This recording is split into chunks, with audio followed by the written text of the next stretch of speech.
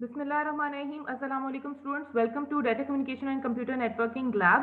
Data Communication and Computer Networking के previous lab के अंदर हमने डिस्कस किया कि किस तरह से हम FTP सर्वर को इम्प्लीमेंट करेंगे यूजिंग Cisco Packet Tracer. हमने देखा कि FTP सर्वर पे हम कोई भी फाइल अपलोड कर सकते हैं और कहीं से भी उस फाइल को डाउनलोड कर सकते हैं, लेकिन फॉर अपलोडिंग एंड डाउनलोडिंग हमें ऑथराइजेशन के फेज को क्रॉस करना पड़ेगा, that is providing user name and password. तो हमने क्या किया, सबसे पहले कि हमने एफटीपी सर्वर पे लॉगिन करने के लिए 2 यूजर नेम क्रिएट किए और उन यूजर नेम को यूज करते हुए हमने अपने पीसी के थ्रू एफटीपी को एक्सेस किया और उस पे फाइल्स अपलोड करके देखी, डाउनलोड करके देखी, हमने फाइल्स को लिस्ट करके देखा, फिर हमने रीनेम भी किया और डिलीट भी किया, जस्ट टू नो कि किस तरह से हमने एफटीपी सर्वर को इम्प्लीमेंट करना है. अब आज का जो हमारा टॉपिक है, इट्स अबाउट डीएनएस सर्वर, कि किस तरह से हम डीएनएस सर्वर को इम्प्लीमेंट करेंगे यूजिंग सिस्को पैकेट ट्रेसर. लेकिन डीएनएस इम्प्लीमेंटेशन से पहले हम डिस्कस ये करते हैं कि बेसिकली जो डीएनएस है वो उसका मेन कॉन्सेप्ट क्या है. DNS is basically domain name system which is used to identify a device or a website using a name. ठीक है, हम इसकी अगर बैक स्टोरी पे जाएं तो हम कहते हैं कि अगर दुनिया में हम देखें तो हमें पहचानने के लिए हमारे पास मल्टीपल मेथड्स हैं. हम अपने नाम से भी पहचाने जाते हैं, हम CNIC भी पहचाने जाएंगे, हम रजिस्ट्रेशन नंबर या रोल नंबर से भी पहचाने जाते हैं.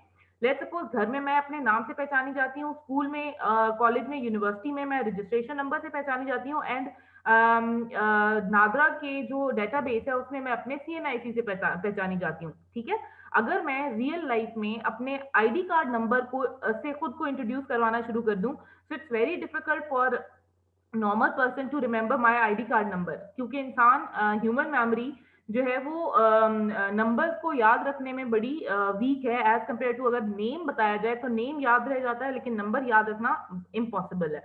सो बेसिकली जिस तरह से हमारा मोबाइल जो है वो नेम के अगेंस्ट फोन नंबर स्टोर करता है, इसी तरह से जो डोमेन नेम सिस्टम है ये एक डिस्ट्रीब्यूटेड डेटाबेस है जो कि डीएनएस सर्वर से मिलकर बनी हुई है. और इसका काम क्या होता है कि इसने हर जो आईपी एड्रेस है उसके अगेंस्ट नेम स्टोर करना होता है. लेट्स सपोज हम कहते हैं कि हमारा गूगल www.google.com हम लिखते हैं तो हमारे सामने गूगल का पेज ओपन हो जाता है, लेकिन अगर आप 8.8.8.8 लिखेंगे तो उससे भी गूगल पेज ही ओपन होगा. तो इसका क्या मतलब है कि हम जब google.com लिखते हैं तो वो जो रिक्वेस्ट है वो किस पे ट्रांसलेट होती है, आईपी एड्रेस ऑफ 8.8.8.8 पे. ठीक है, अब हम यूज करते हैं जब इंटरनेट तो हम हजारों वेबसाइट विजिट करते हैं, तो इंसानों के लिए उन आईपी एड्रेसेस को याद रखना बड़ा मुश्किल काम है, जबकि नाम याद रह जाते हैं.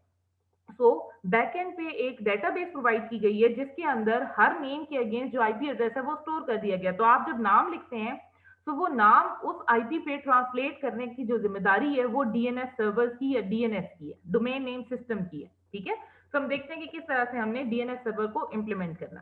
सो सबसे पहले हम क्या करते हैं, हम इस सर्वर को रीनेम कर देते हैं डीएनएस सर्वर. ठीक है, अब हम क्या करते हैं कि हम एक लेट्स सपोज कि हम एक और सर्वर अटैच करते हैं नेटवर्क 1 के अंदर.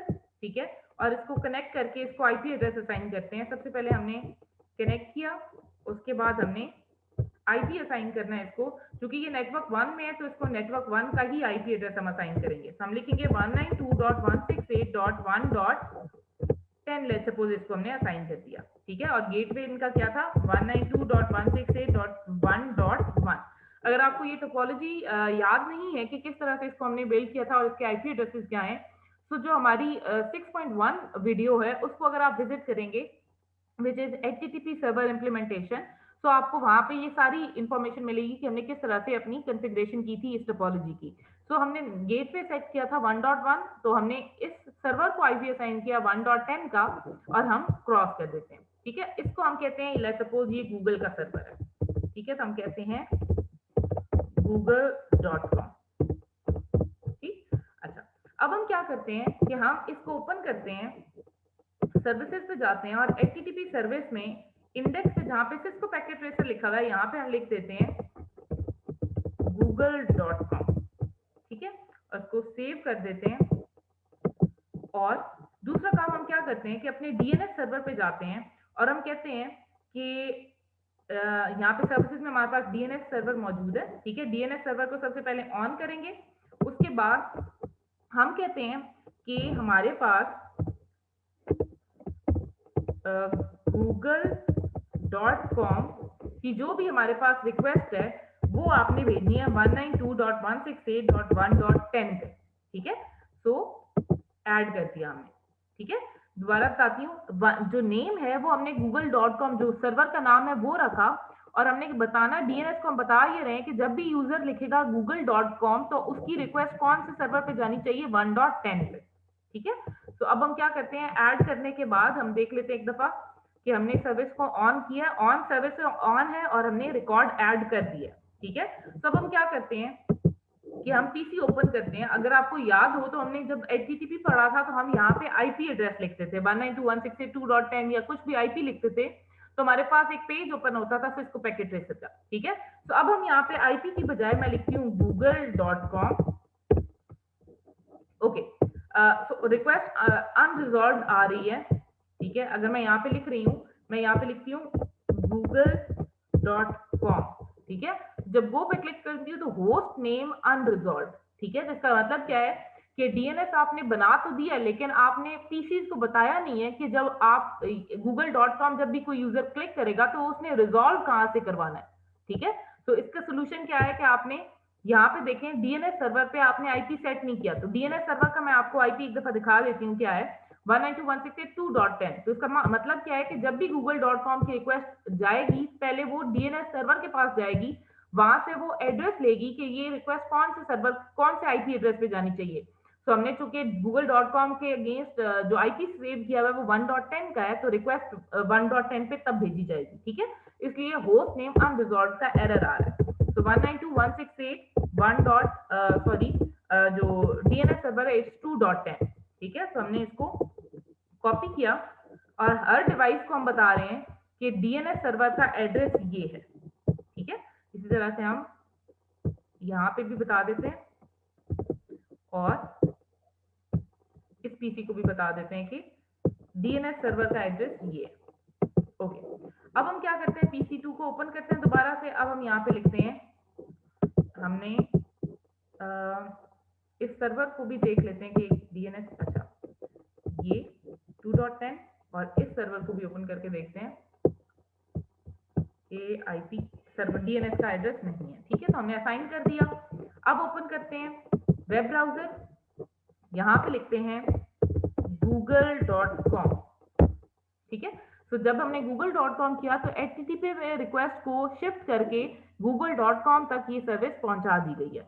अब अगर मैं यहाँ पे लिखती हूँ 192.168.2.10, तो अब मेरे पास सिस्को पैकेट ट्रेसर लिखा हुआ नजर आ रहा है, ठीक है। ये रिक्वेस्ट किस पे गई है, ये रिक्वेस्ट इस HTTP सर्वर पे गई है जिसके ऊपर लिखा हुआ है Cisco packet tracer in red, ठीक है। जब हमने यहाँ पे google.com लिखा है तो वहां पे जो रिक्वेस्ट गई है वो गई है google.com। तो ये रिक्वेस्ट कहाँ पे गई है, ये रिक्वेस्ट इस सर्वर के पास गई है, ठीक है।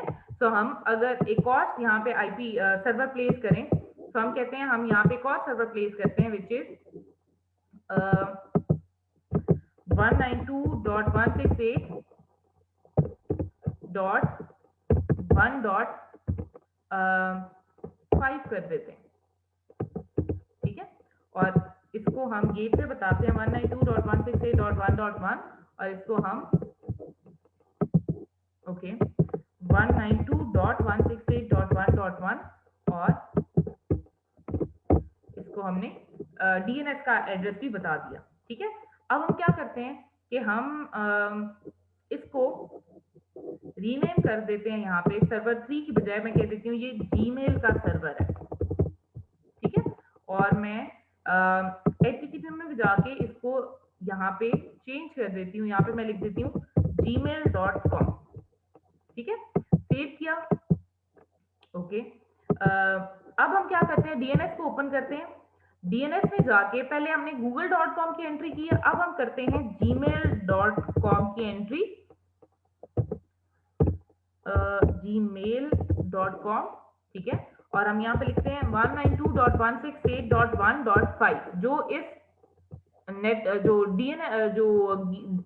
gmail.com सर्वर था, इसका जो आईपी है वो हमने ऐड किया और हमने स्टोर कर दिया। ठीक है, तो अब हमने एक और रिकॉर्ड ऐड कर दिया जो कहता है कि अगर gmail.com की रिक्वेस्ट आई तो वो कौन से सर्वर पे जानी चाहिए, वो 1.5 पे जानी चाहिए। इसको अटैच करते हैं नेटवर्क के साथ और रिक्वेस्ट सेंड करके देखते हैं। अटैच किया, ओपन करते हैं।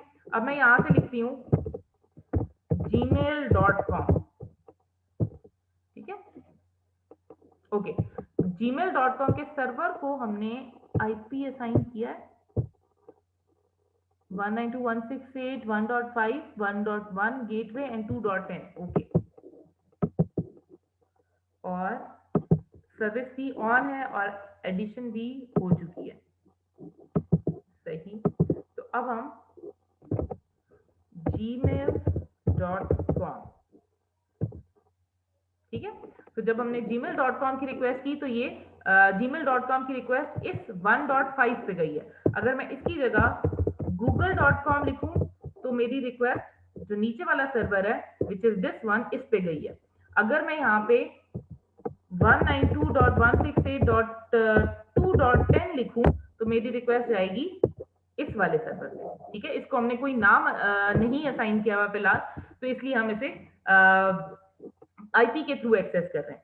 So this is how you access a server or a particular website using a name, और वो नेम बेसिकली रिजॉल्व कौन से डेटाबेस से हो रहा होता है, डीएनएस से, जो कि एक डिस्ट्रीब्यूटेड डेटाबेस है जो कि बहुत सारे डीएनएस सर्वर से मिलके बनी हुई है। ठीक है, तो इस तरह से हम डीएनएस सर्वर को इंप्लीमेंट करते हैं for resolution of name against the IP address. ठीक है, सो आई होप आपको समझ आ गया होगा। That's all for the DNS server.